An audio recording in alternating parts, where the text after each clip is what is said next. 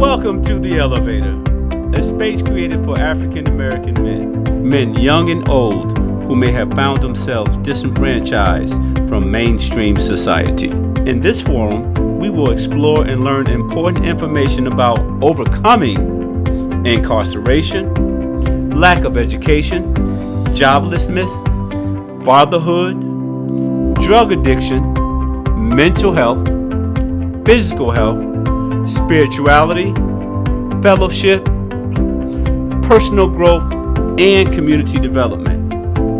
Thank you for tuning into episode 1, part 2, featuring Raysan Allah, formerly known as Ray Boyd, as we discuss his book, The Model Inmate.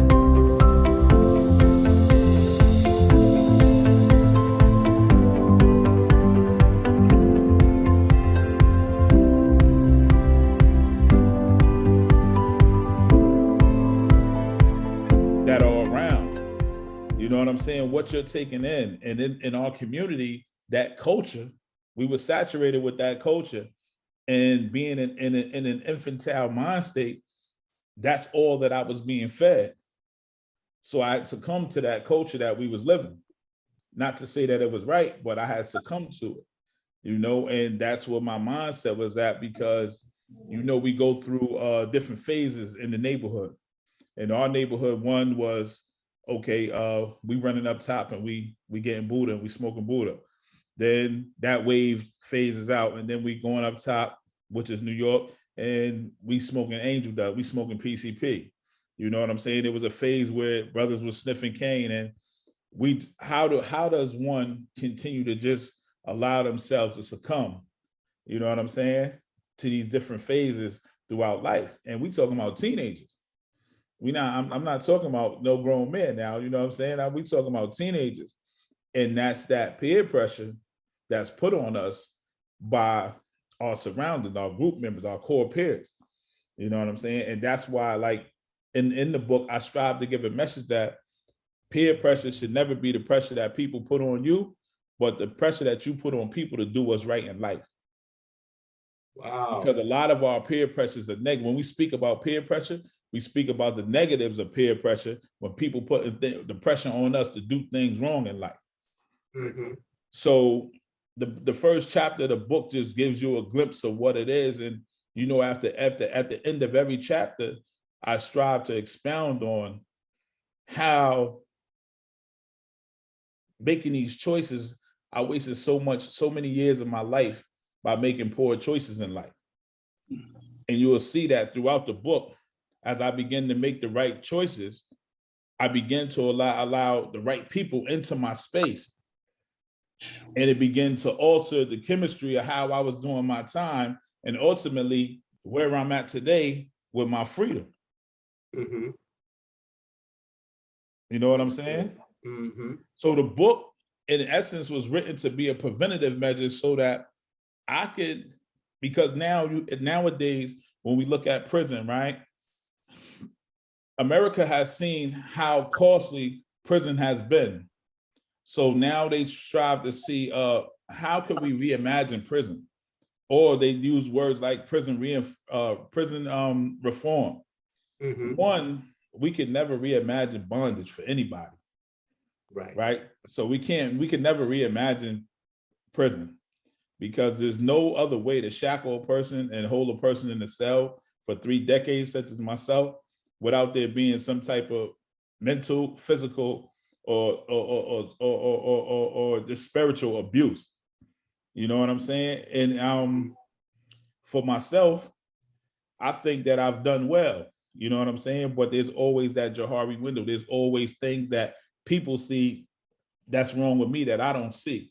So you have to be welcoming for constructive criticism that comes from people that when you come back into society, that you may not be seeing how you moving or how you acting, but people are seeing it. You just have to be trusting enough to embrace the information as it is being given to you.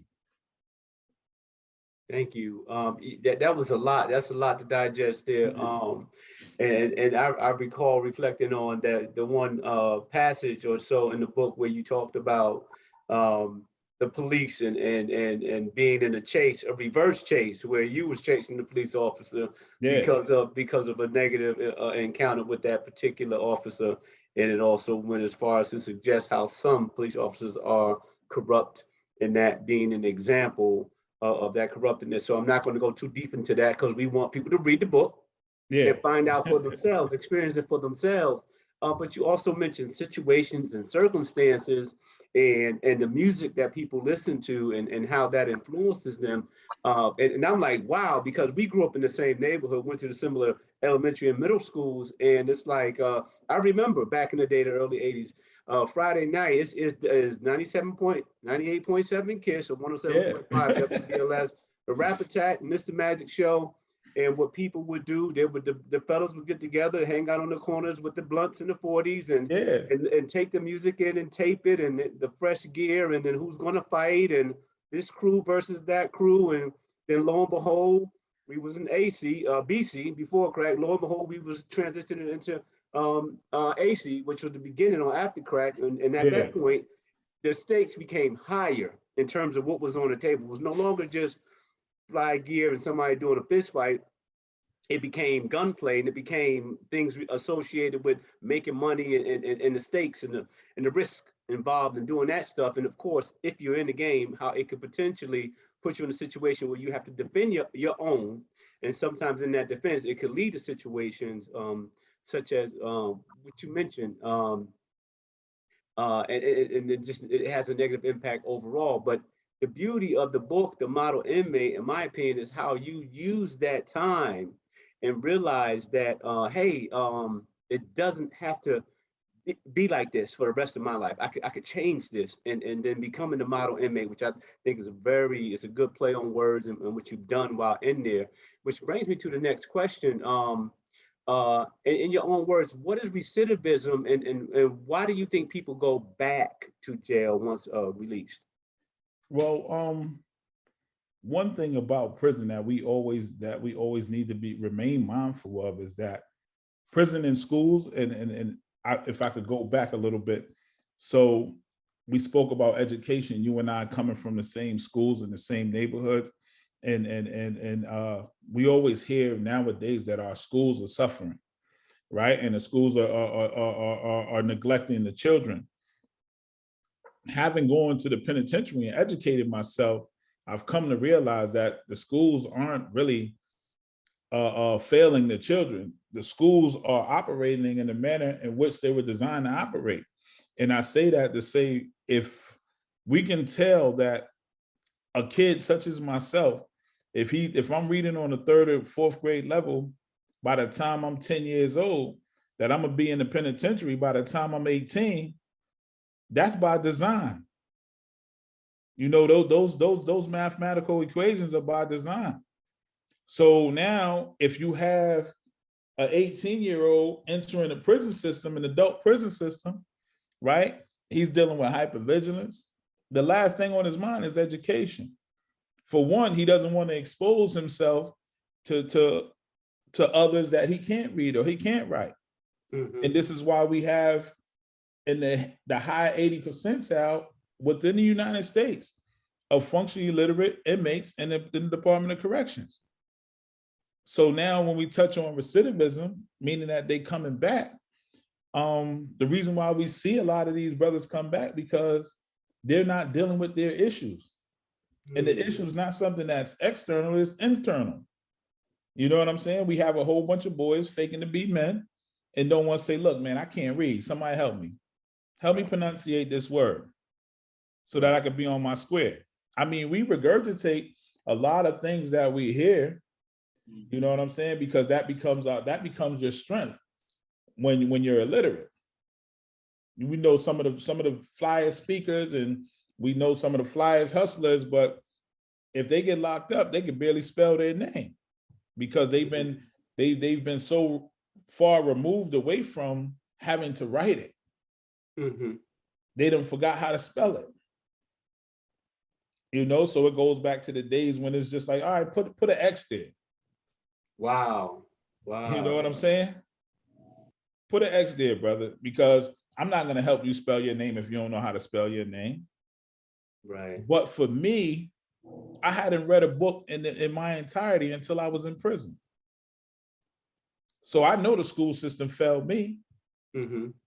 You know, and I'm not putting the whole entire blame on the school system, because I have to put some of the blame on those that reared me. Mm-hmm. You know what I'm saying? What was their education level like? Right. To assist me in the home. Right. Right. You know what I'm saying? So you have to, like, although I'm saying that this system failed me, like I don't recall getting too many phone calls home when I was missing days of school, because there probably wasn't a phone in the home to receive the calls. Right. So if mommy ain't aware of it, ain't nothing going on in the school. She think her son there getting an education. Right. You see the one to it? Mm-hmm. Mm-hmm. But the whole time I'm failing. But long as I show up, I'm all right. Yeah. Because you know what? Because the design is you won't be here for long anyway. You'll be in the prison system. Right, right. And what's interesting is how, you know, the way you break it down and sharing that the school is doing what it's designed to do, but also going a little bit further and saying that it's the problem is greater than just the schoolhouse itself. It's more of a societal thing. And I would liken that to a jungle. And we used to have a particular neighborhood in New Haven called the jungle. Whereas if you are put in the jungle, and you're forced to live and survive in there, chances are at some point you're going to do what people in the jungle do. You're going to behave uncivilized because you are in the jungle. So that goes above and beyond just the schoolhouse itself. It's just a system where the ghetto itself is designed for massive failure for the people, for the inhabitants, and those who are able to make it out. It's what you call I want to say status quo, luck of the draw. And I say that to say that we're going to make enough room for a few of you to squeeze through. But it's not going to be something where everybody's going to squeeze through, because it's not designed that way. We don't have the support system, and then economics and whatnot. Look at yourself, right? You know how many brothers in our neighborhood was so happy when you made it to where you made it to? Coming from where we come from, we only given two trajectories: the penitentiary or the graveyard. Mm-hmm. You were exposed to the third trajectory that none of us have ever been exposed to. Mm-hmm. Because from our adolescence, all we were being fed is, oh, you're going to die, you're going to be in jail by the time you're 21. Mm-hmm. So if you're telling a 13, 12, 14, 15-year-old that my every move becomes instinctive now, because one, I don't want to die, right? And two, I would much rather be living subconsciously in prison than in a graveyard. Wow. So there was no one ever there to tell me there's a third trajectory in life. Mm-hmm. You can go to school like Joe did. You know, you can graduate. You can get accepted into Morehouse, right? Because we thought we had no money for Morehouse. Right. When we was coming up. We ain't had no money for UNH, let alone Morehouse. And that's right up the street. And usually when you come, if you go to a school in the state that you're from, you get a break. Right. But we didn't see those breaks. So everything in life becomes instinctive. Mm-hmm. And then we start living animalistic. We start living in that jungle. Mm-hmm. And we start predicating our life upon the first law of nature, which is self-preservation. How do you preserve yourself past 21? I lived past 21 in the penitentiary. Had I not gone to the penitentiary, would I have lived past 21? That's a good question. Those birthdays were spent in the penitentiary. Mm-hmm. Thank you for tuning into episode 1, The Elevator, featuring Raysan Allah.